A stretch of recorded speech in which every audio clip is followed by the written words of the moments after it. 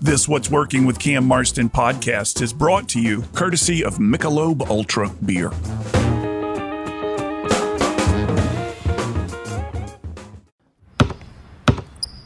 They say consistency is the key to success. They weren't wrong. So how about grabbing a beer that's consistently smooth, consistently refreshing, and consistently light? You might just find that the road to success can be pretty enjoyable. Michelob Ultra, the perfect balance of taste and refreshment, and only 2.6 carbs and 95 calories. It's only worth it if you enjoy it. Enjoy responsibly. Anheuser-Busch Michelob Ultra Light Beer, St. Louis, Missouri.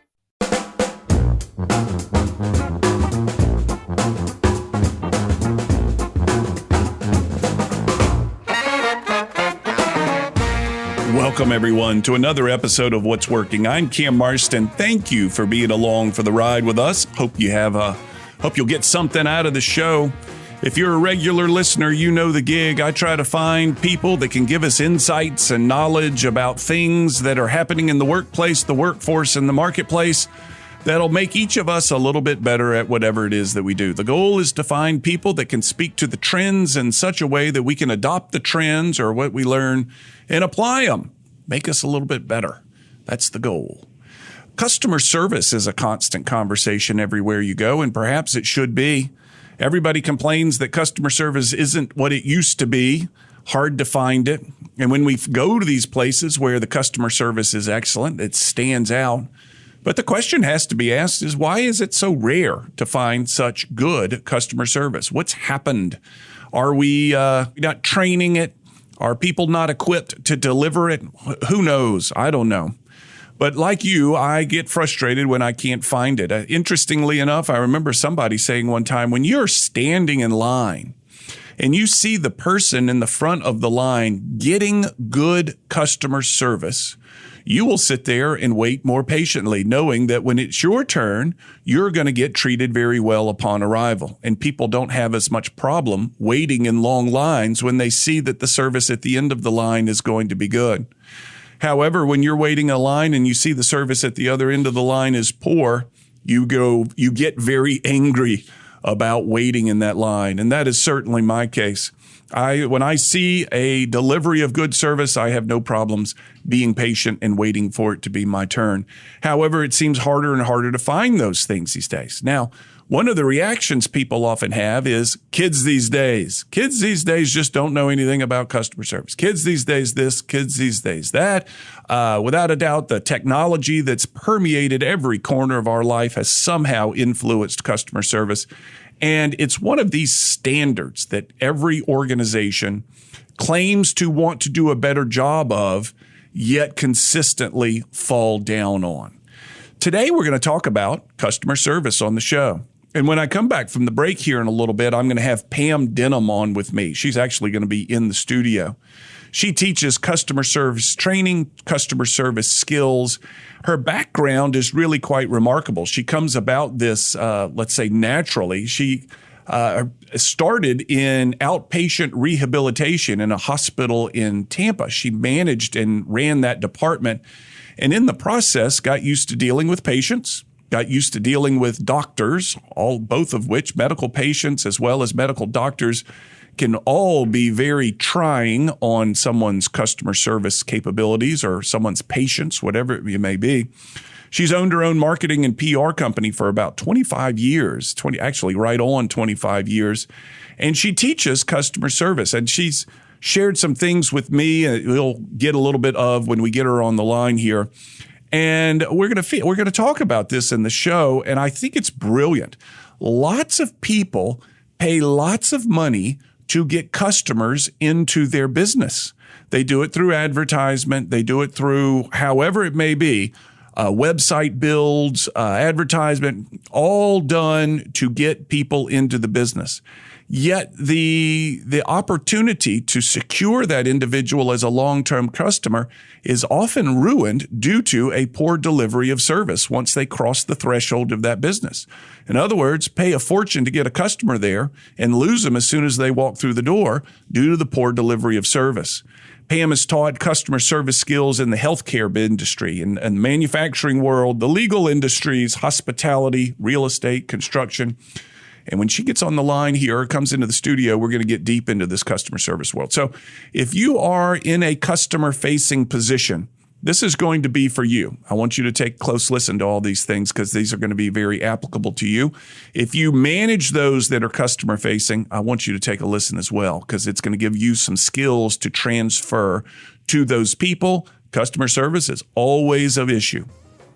I want to make sure you know where to find this show. If you want to forward on to somebody, you can find it at what'sworkingcam.com. You'll listen to it there as a podcast. And go to your favorite podcast app where you'll find this show. Enter Cam Marston. You'll get all the different media things that I do. Be right back with Pam Denham.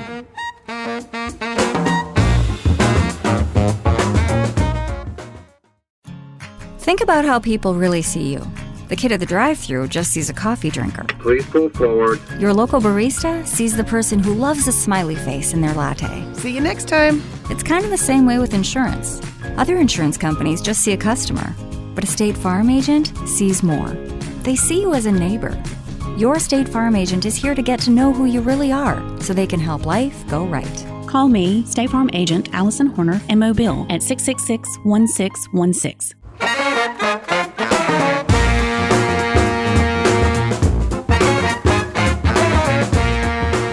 We're back. You're listening to What's Working. I'm Cam Marston.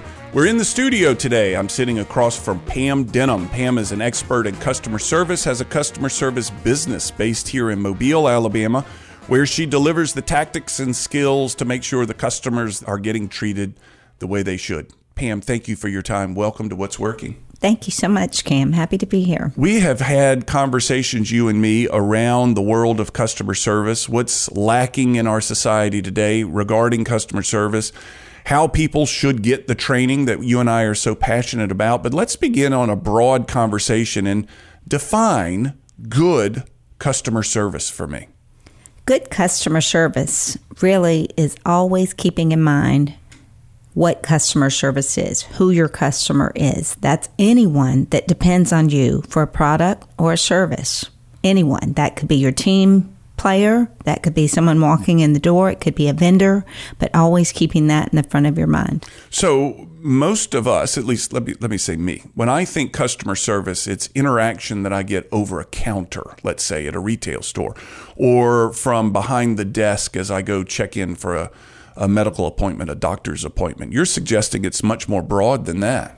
I think it's really what sets a business apart when the team, the staff, management, leadership, ownership, when they are so aware of it just being a really good environment where it's focused on customer service with each other, with their team. When someone walks through those doors, they can tell the difference. And tell me what the customer feels or notices when he or she are getting this stellar service. We obviously know the answer is good. They're getting something good. What more is it? Bottom line, it's respect. It's that they are the number one focus, meeting their needs. That's the number one focus. There's a smile. They're happy to see them. They're grateful that they're there. And they're aware of this. They really, and it's really not that hard to do these things and be set apart from other businesses because so few people are aware of it. Well, let's go through where this learning comes from. And I suspect there are people out there saying that customer service begins at home. Customer service begins in your childhood. If you mention respect, somebody needs to learn how to respect other people, which perhaps begins at home. Where are the fundamentals of this? I know you train this stuff and you train it well, but where are the fundamentals of customer service first learned to the average person that's standing behind a desk welcoming patients into their workplace? Well, all I can say, maybe I can speak from my perspective, my experience. As a child, definitely raised to be respectful, show good manners, and always look them in the eye and smile and be in the moment. And so I definitely agree. It does start with being at your childhood and that experience. But what I have found through the years, it's been leadership. It's been my team that's influenced me. I've learned so much from people who have gone on before me, and the difference in how they treat people. And those are the ones that are the most successful in what they're doing.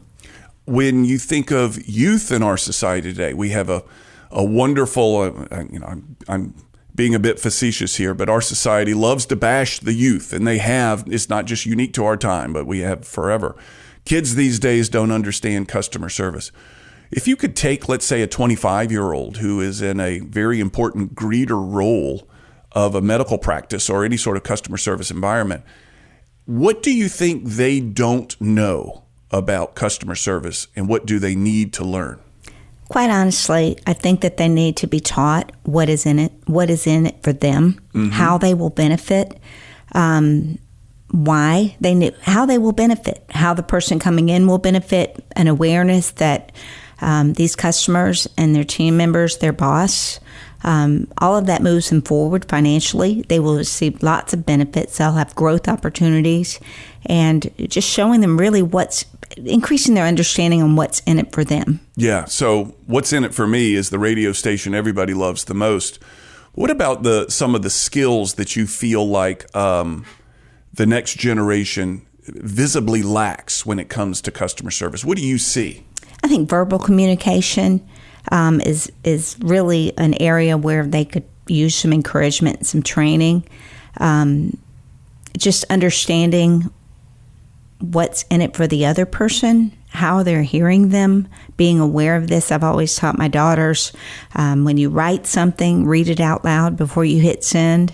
Let someone else read it. So it teaches them to really think about what they're saying and that it has value, but they are understanding how it affects another person. Give me an example of a before and after. Can you do this? This is kind of an unfair question. I haven't given you time to prepare for it. But before and after of somebody who is in a greeter role in an organization and after they learn the skills of customer service, what was the difference? Well, what we found is that not only did we see a difference in their self-esteem, they saw the value that they brought to the company, and that really is what changed in the way they greeted people. There was an ownership commitment versus just being there for the day, checking in, checking out. When the business owner invested in those people that really are the moment of truth. They're the front. They are that first impression, which we know is lasting. Well, I want to talk about first impressions. That's on my list. And I remember learning back in the day, there are and I'm going to make something up, 11 to 15 things that people see in a first impression, and it happens within a second or two. I mean, it's nearly instantaneous, the things that I see and make judgments on. And I know I shouldn't do it, but I do it anyway. Make judgments on that are driven by a first impression. So I can walk into some place where I'm going to get customer service and make instant impressions on myself of whether this is going to be a good or a bad experience or not. Talk to me about first impressions. Talk to me about how important they are. And I think, and it's obvious to say, but I control my first impression. I have influence over that. I love that. Yeah, but tell me what that first impression should be. Give me a sense of what these items are that people need to know about. Well, first of all, research has found that really you have about 90 seconds to make a lasting impression. Lasting. But attention span for the average person is about 30 seconds. Yeah. So really, you have 30 seconds to make or break it. And I think a company that has invested in their people, invested in the environment, everything from the music to the colors to the smell when they walk in a business, all of those things, and their people, they're aware of how important, just as you said, to be prepared to make a really good first impression, that's always a priority, because they know you get one chance to make a first impression. Imagine someone's coming through the door of the studio right now. What am I noticing about him or her? Do you have a list of things that person is communicating as I see them for the first time? Body language is huge. So that's one of the first things you'll notice before dress. Their body language, how they carry themselves. Research has also shown that 78, 79% of people hear what you say by your body language. Mm-hmm. Only 7% by what you actually say, about 12% by the tone of your voice. Mm-hmm. So all of those things make an immediate first impression. So their body language is one. They have open body language. Their arms are not crossed. They're looking you in the eye. They're smiling when they're talking, which is huge. People do not know why they like you, but usually that's it. Yeah. That's it. It's a positive thing. And there's confidence when they're looking you in the eyes that they're trustworthy. Interesting. So that eye contact is sending the messages of trust. Yes. The smile is sending the message of, you're going to like me. I'm a likable person. What happens? So I was at the orthopedist not long ago, walked in that door, and their first impression, people were all sitting behind a desk, and I couldn't see them until I got to the desk and actually leaned over the desk. Do you have any thoughts on that? Well, actually, it's kind of funny that you say that, because years ago I suggested with one large orthopedic practice that I work with that they have their front desk people actually stand up. Yeah. And smile and reach across and shake a hand, even if it's through a glass window slot. Right. But make that you are the most important thing to me today. Yeah. Yeah. Yeah. I know COVID has put a lot of these glass partitions up, plexiglass partitions up.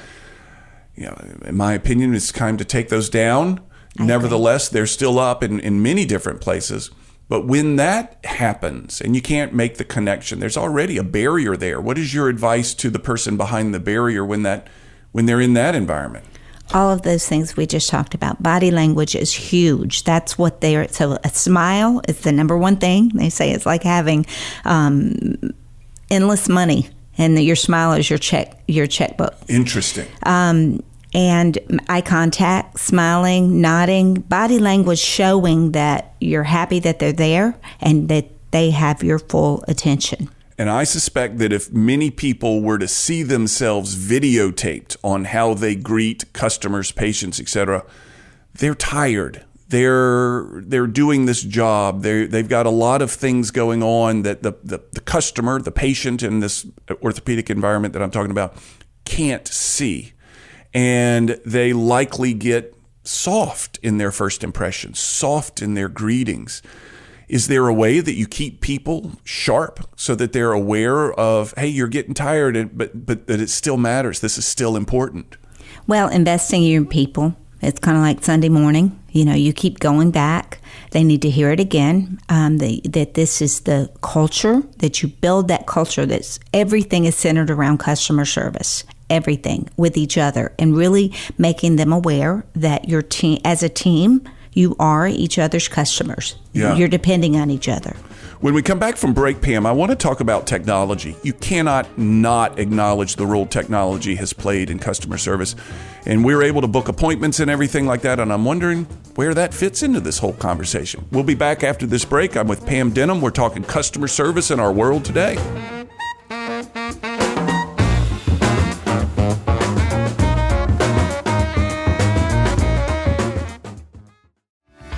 Do you have an industrial or commercial construction project you're ready to make a reality? Person Services Corp is a diverse specialty contractor capable of tackling complex projects. They've won awards from Engineering News Record and the Association of General Contractors. If you're looking for a turnkey project management solution, advanced technologies, and skilled personnel you can trust, look no further than Persons Services Corp. Find out more at personsservices.com.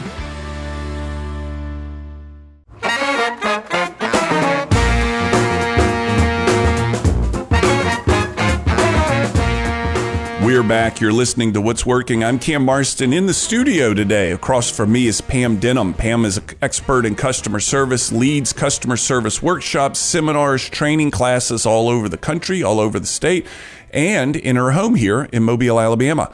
Pam, prior to the break, we were talking about technology. There's no doubt that technology has influenced, perhaps some would say for better, some would say for worse, the customer service experience. Tell me, what's your take on it? Well, I think that it definitely has helped a lot. It's the way people think now, and it is what it is, but it does not replace the human touch. It does not replace connecting with people. So I think that there's a balance that's important. I know more and more physician practices are just really going all digital. You can text an appointment. You can do all of those things.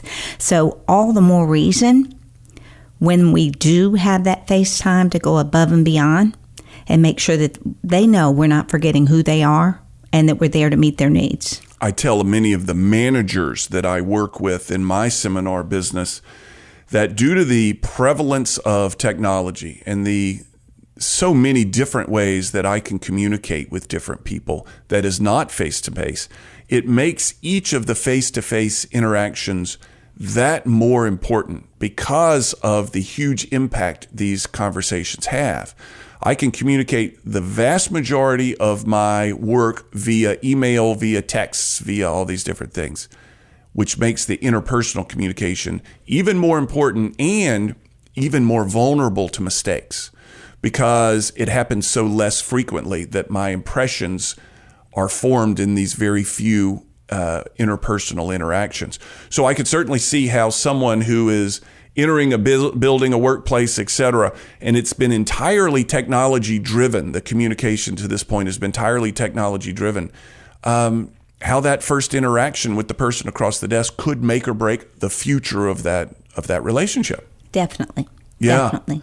So is there, what is your advice to someone who's behind the desk, or let's take a retail environment perhaps, about technology? It's omnipresent. It's ever present everywhere we go.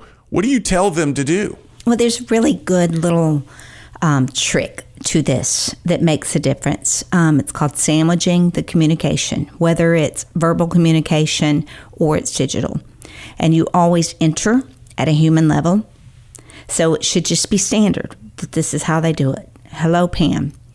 I hope you're having a great day. We look forward to seeing you. This is your appointment. Even if it's a template, that you enter at the human level, you go to the business at hand, and then you exit on a human level. So let me recap that. Enter at the human level means simply what? Greet somebody, acknowledge them, say their name? As a human being. Yeah. You say their name, and you mention something that humans would say in person. Uh-huh. If it's a digital communication, then you go to the business at hand, and then you exit and say, have a beautiful day. Hope you're enjoying the spring weather. We look forward to seeing you soon. And you say your name. So that's a voicemail. That's an email. That's a text message. Yes. Human, business, human. And if there's a problem, something that has happened, you go back to the human level. You don't stay at the business at hand. You go back to the human level. You acknowledge what's going on, that it matters, and then you go back to the business at hand. But you always keep going back to that human communication. Let's talk about resolving problems. I mean, that's so much a part of everybody's experience or impression is on how we fix problems. What is your advice? So you've told me a little bit about it, but assume I walk into your office and I'm a customer and I've had a bad experience. I have an issue of some sort. How do you diffuse this situation? How do you make me a fan at that point? Well, the first thing you do is listen. And then I do teach dealing with difficult personalities, difficult situations, and resolving those. And one of the things that is key is after you've listened to them, you take 3 seconds. It's called a 3-second rule. These are simple principles that apply to everything. 3 seconds before you go back into the conversation. That shows, again, respect to that person that you're thinking about what they've told you, and you're coming up with some really good resolutions, things that may work, and they see that you're putting time into that. And then you go back into it thinking about what's in it for them. Again, what do they need? What is important? And then the second thing, going back into it, that you do, you think about the end in mind. You keep the end. What am I wanting to achieve here? What are they needing to keep the end in mind versus staying in the issue, focus on the solution and the end in mind? How important is winning? You know, someone comes in, they've got an issue, and you want to say, hey, this isn't a problem. Or you caused the problem, or you've misinterpreted the situation, and you want to win the conversation. You want to claim a victory with this customer. Obviously, that customer is going to leave unhappy. So is that something that you feel like most people want to do, and that is they want to win? They want to win, and ultimately they long-term lose.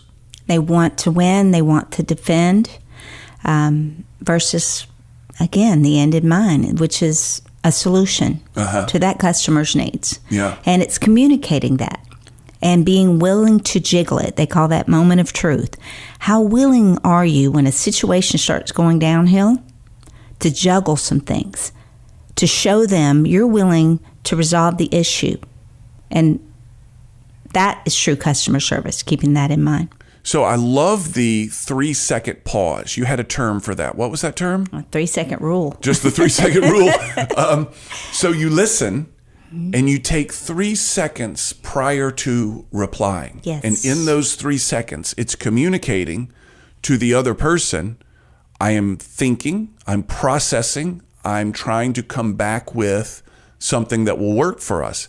And in those 3 seconds, you are thinking, all right, let's keep the goal in mind. The goal is not to win. Yes. The goal is to resolve and to make happy. Yes. I remember hearing one time, there's the expression, the customer is always right. And someone said, that is not accurate. The customer is the king and the queen, but it doesn't mean they're always right. Address that for me. Well, I agree. I think that it's that mentality so that, and you keep that in mind as well when you're responding, that they know that they are the most important thing going on in that moment. And so when you take that 3-second rule, you go back in, not reacting, but responding. So the verbiage that you use is that you're responding. You confirm that you heard them in a non-patronizing way. Mm-hmm. Saying, I understand can be good sometimes, but it also can be patronizing. Yeah. Especially to different generations. Right. And going back in, responding to what their issue is and talking about solutions and letting them know what you plan to do. Mm-hmm. Can you give me an example of a time you saw this work out real well? Well, I have. When we've had physicians that have been behind in their schedule and a patient comes in and they're there on time early for their appointment. And this is a common thing with physician practices. Something that they're always working on is wait time. Sometimes it's in their control, sometimes it's not. It depends on the team. And sometimes there are emergencies that arise that are out of their control. So knowing that this is a regular thing, that person comes in, they check in, this situation in particular, which is something we work with physician practices on, how they handle it. And they come back up, okay, I've been waiting here this long. So what they're learning to do is communicate. Don't make them just sit and wait. Communicate. Okay, this is what's going on. Yeah. Your time is so important. It may be another 20 minutes. Would you like to reschedule or do you mind waiting? Right. Because we'd love to go ahead and take care of you today so you don't have to reschedule and come back again. So always making it not about the physician that's behind and why, but about that patient who is the customer. Yeah. And I think when we talk customer service and we talk about medical practices, wait times is a part of every of those conversations. That's just that's table stakes when you go to the doctor, is you're going to wait. But how that experience is handled, I guess, is the issue. So I know I'm going to show up on time on the rare occasion that the doctor's running on time, but I'm likely going to leave there much later than I had anticipated. And being told at the outset is a big part of that. That this very much. Yeah. It's respect once again. Yes. Do you feel, we're kind of in the world of medical practices in this conversation right now. The doctor, him or herself, apologizing for the wait time is appropriate, or should that be done at the front desk? Everyone should do it. No kidding. Every single person that they come into contact with should do it. Yeah. Mm-hmm. What about, I see we've shared some notes here, delivering 5-star customer service. And one of the things in chapter 4 or workshop number 4 that you offer is called authenticity and a service mindset. Jump into that for me. What does that mean? Really, they're just the basic things, again, that go back to how we were raised, those core things that people need to hear and believe. And authenticity is so important. So again, really listening shows authenticity. Mm-hmm. And communicating what you heard and responding, making sure they see that you're communicating with your team and that you're placing importance, that they take their eyes off the computer screen or their phone and they're looking up at you when you're talking or when the team members are working to resolve situations. Yeah. So, and the authenticity, it sounds like it comes back to eye contact again. It comes back to body language. Well, it really does. And another key part of this is we are all going to make mistakes. Yeah, but we're going to make mistakes. So the music's coming up. It means it's time for a break. When we come back, I want to get into that a little bit more. And let's talk about what it looks like. You're listening to What's Working. We'll be right back.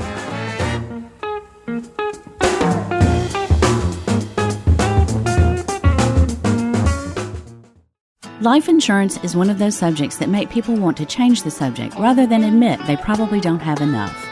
I'm State Farm agent Allison Horner, and that's why I focus on how the benefits of life insurance actually live on by asking people to think in terms of life without having to sell the house insurance, or life without having to give up college insurance. Find out how the benefits of life insurance can live on for your family. Call me, State Farm agent Allison Horner, and get to a better state with State Farm. Customer service never goes out of style. In fact, I think it's safe to say that customer service is more valuable and more important now more than ever. Hi, this is Cam Marston. One thing that my over 200 episodes of What's Working has taught me is how important customer service is to building and maintaining a thriving business. It's the growing need for customer service that's led me to partner with one of the state's leading customer service trainers to create our program called Delivering 5-Star Customer Service. Your team will get one 90-minute training session per month for 6 consecutive months. Each session builds on the skills learned the previous month, allowing your customer-facing teams to practice before moving on to the next lesson. And the 6 lessons address everything from appearance to electronic communications to conflict resolution to maintaining a service mindset. Our program travels and is delivered in person at your workplace, nothing virtual.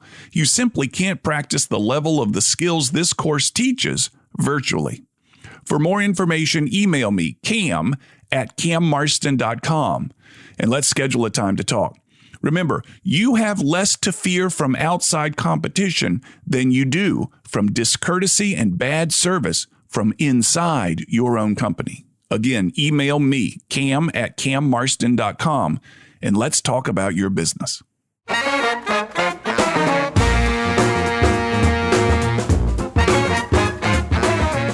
In the studio today, Pam Denham is sitting across from me. We're talking customer service. We were discussing authenticity just prior to the break.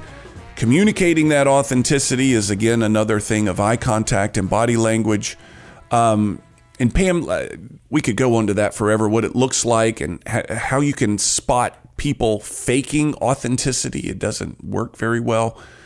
But I want to talk about something you and I have learned about, and that is that a lot of the customer service, and I'm using air quotes here, customer service training, is done via a computer model, a computer engagement, where the individual is watching something online and taking a brief test afterwards to, quote unquote, determine whether they get it or not. Talk to me about computer-based customer service training, its strengths, its weaknesses, what's left out on that type of training. Well, I think the number one strength that people see in it is that it's inexpensive. Yeah. And it's easy, or it's easier in their minds to have staff there and to coordinate that. But what we're hearing from people is that that's true, but you get what you pay for. Right. And they're finding that it's ineffective, it's boring, it's a webinar, it's someone talking on a computer. And with the generation we're looking at, that is dull. There needs to be much more interactive. And some of them are finding that they're going and telling the others that, these are the answers, and it's just ineffective. Yeah. Ineffective. They're just kind of checking the box. I was taken aback at what we learned about that one office, that one person would go through the computer-based training, answer the questions, figure out what the right answers were, write those right answers down, and hand them to their colleagues in the practice so that they could just zip right through the training, fast forward, get to the end, enter the questions. And they never watched a moment of the video training. Yes. I think the biggest thing for a company when they're evaluating that, if they want to even do some sort of a test to do a small version of that versus having a person come in, a real life person to interact and get feedback and find out what their needs are, look at the fruit of it. Are you seeing a difference in the people? Are you seeing a difference in the team and in problem solving and difficult personalities? Are you seeing a difference in that, a true difference? And that's the key. Yeah, I think the results need to be visible. Yes. As in the customer experience. And perhaps many organizations have some sort of rating system. There's a term for it. I can't think of it off the top of my head. But would you recommend this organization? I got off the phone with Delta the other day. On a scale of 1 to 5, how did they do? Would you recommend this person as a customer service agent to your friend? And that seems to be becoming more and more popular, is rating your customer experience evaluation. And tying it back to what you and I are talking about is you should be able to see a progression of more and more positive ratings on their experience if you do measure these types of things. There's another component of it, I think, is if you can just feel that your people are doing a good job. You can see it and feel it in the attitudes and the behaviors of the customers. Clearly. Yeah. And are you an advocate of evaluating, asking the customers, the patients to evaluate their experience? It seems like everything I do, someone wants me to survey them on it. There's a right way to do it, but I definitely believe in the feedback. Typically, it tends to be the same. The responses, they're pretty similar, so it's not so much about that. It's the fact that you've taken the time to ask, and then you've taken the time to say, this is what you've told us, this is what we're doing to resolve. Yeah. What do you think the top 3 customer service mistakes are? Well, I think first of all, it's just the company is not invested in their people. They have an expectation that may or may not be realistic. So many times a leader or a manager, they have years of life experience. Some of them have an education. So their perspective is different when it comes to customer service. It tends to come naturally. And they have this expectation for younger people that may not have had those life experiences. So investing in the people first and foremost.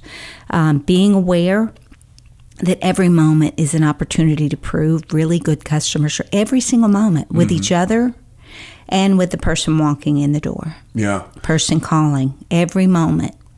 And one little trick that we do, we have people put mirrors in front of the telephone. Oh, big mirror. I think that's wonderful. Tell me about that. Well, are you smiling when you talk? Yeah.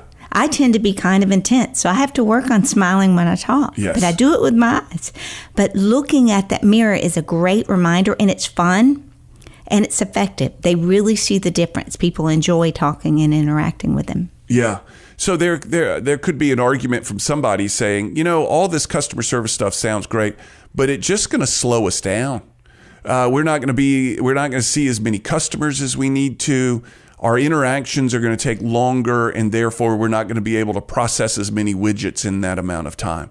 So, yeah, I'd love the great customer service. It sure would be wonderful, but we can't afford to be bogged down delivering this type of stuff. What's your reaction to that? My reaction is that you cannot afford to not invest in your people. Yeah. With customer service training. It keeps the people there longer, so retention is huge.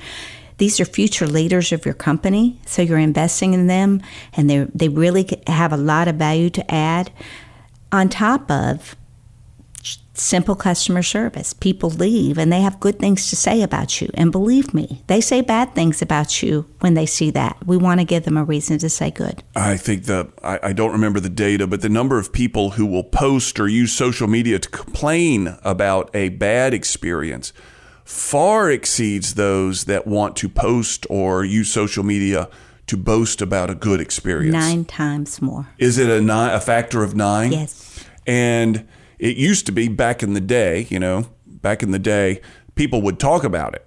Now they get on the social media about it, and the implications could be much more severe. People believe what they read, especially if they hear it a few times. They believe it.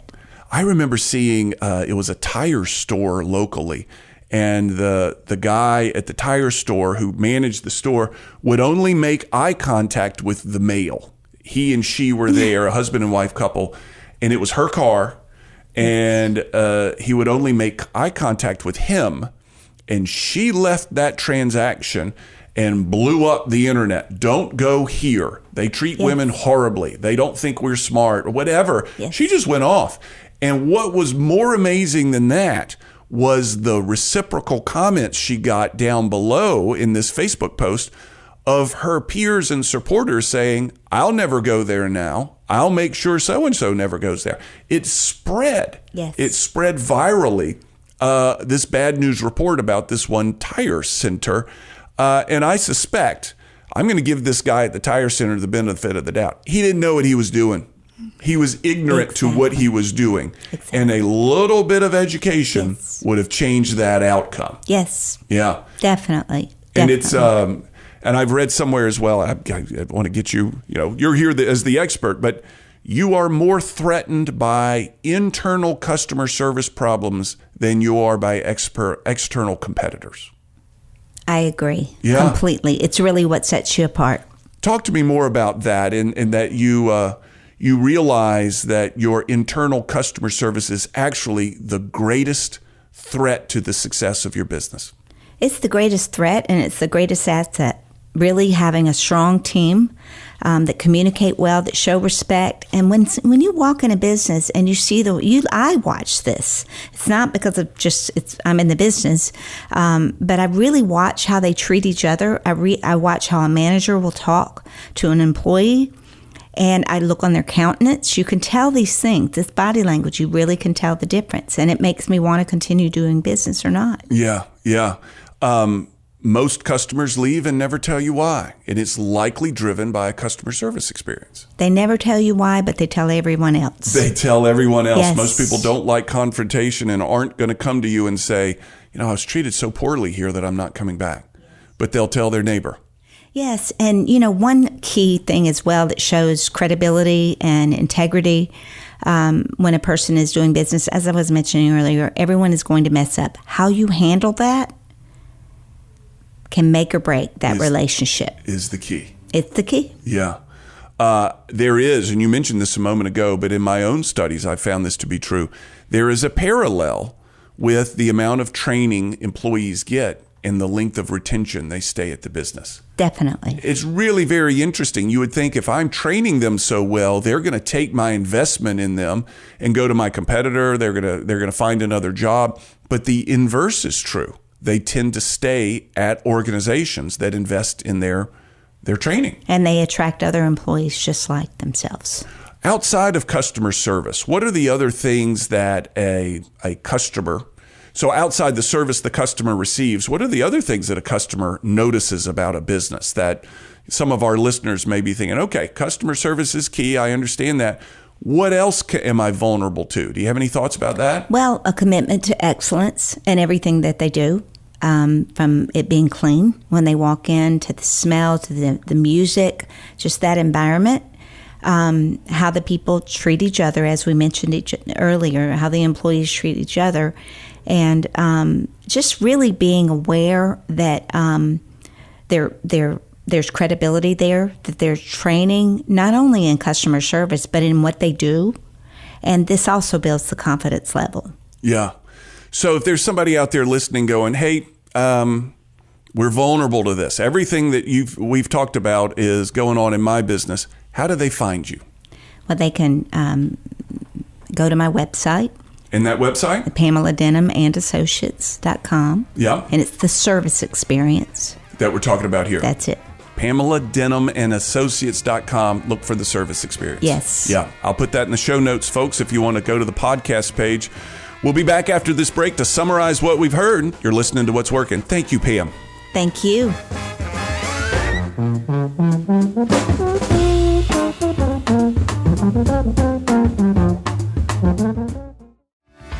Person Services Corp is a diverse specialty contractor that's changing how people think about general contractors.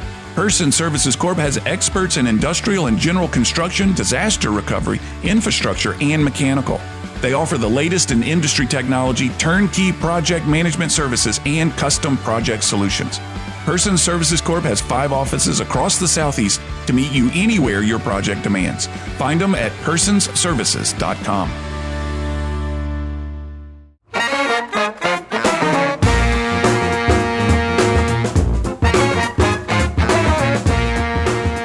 said it a lot during this show. Said it at the beginning, said it in the middle, going to say it again, and that's the point that Pam just made that I think has so much resonance to me and something that I think we all need to consider when it comes to the world of customer service, and that is very simply this. We pay a good bit of money to attract customers to our business. We build websites, we create brochures, we do mailers, we do MailChimp emailers, we hire advertising, all that kind of stuff, buy advertising to get customers to our business. But we are so very vulnerable. And when they come through the door, we think we've won. Yes, it's worked. Look at this advertising effort that I did, and here it's working. Look at these orders. Look at this person coming through the door. Look at the phone ringing, all this kind of stuff. But we don't realize how vulnerable we are to losing that very customer that we've worked so hard to achieve when we treat them poorly in our business. Customer service. It's been a part of course, we know this throughout history is the importance of customer service. And I think from what I see, many organizations are relegating customer service to something online. They're going to send their people to a website and they're going to spend 20 minutes watching a customer service video. They're going to click around and get it done. But there's no mistaking the impact of interpersonal customer service training where you can try things on for size. You can rehearse things. You can say things and see how they feel. You can perhaps practice conflict resolution or something like that, where you can ask a question and hear the answer from the expert instructor on how to deliver expert customer service. And online customer service training, as Pam said, is cheap and it's relatively quick. And you send one person away during the workday to take that customer service training. They sit down at the desk and they click through and get it done. Whereas when you have somebody coming in to lead a session, you have to stop business. You have to get people off the floor. You have to perhaps shut the customers down for a little while so that you can achieve this type of training. You can get what you need out or send your people there. But there is no replacing it. It's like trying to do presentation skills on a computer. I've heard you can do this. You can go onto the computer, read about presentation skills, and then present to the camera and grade yourself. There ain't nothing like giving a presentation to an audience to test your capability, test your effectiveness around presentation skills. So something to think about. Analyze your own business, your business influencers out there. What is your first impression? What is your customer service success or failure? Give all that some thought, if you will, and reach out to Pam or reach out to me, and I'll put you in touch with Pam. And that's the way we should wrap up, I guess. Let's give you ways to reach out. You can find me, all the different things that I do, the different recordings we do, the commentaries that I do on the radio at cammarston.com. Also there, you'll find the presentations that I deliver. Was in California last week, as Connecticut as well last week, delivering presentations, one to a group of financial services advisors, another to 75 physicians in Berkeley, California, at a beautiful hotel, man. The Claremont Hotel in Berkeley is one of the Fairmont hotels, and it was just beautiful. Loved going in there. The exterior of the hotel was unremarkable, but the interior was absolutely stunning in Berkeley, California, where I stood out, quite frankly. But you'll find all that at cammarston.com, and you can find the show at what'sworkingcam.com, where you can sign up for the podcast. And you can go to your favorite podcast app and enter Cam Marston into it, and you'll get all the shows that we've done. And if you enter Cam Marston in your podcast app, you'll also get an opportunity to subscribe to the commentaries that I do each week that are broadcast on Alabama Public Radio. 3.5 minutes of weekly brilliance. I don't like to boast, but it's absolutely glorious brilliance once a week on Alabama Public Radio, as well as now a station somewhere on the coast of Oregon. I learned not long ago they're carrying these commentaries. Anyway, you can email me directly, CAM, at cammarston.com. Love it when you do that. Let me know what you think. You got a guest in mind, something. We got all kind of different stuff working these days. Show is produced by John Thompson with Eye on Digital, EYEON Digital. Check them out. Have a good week, everybody.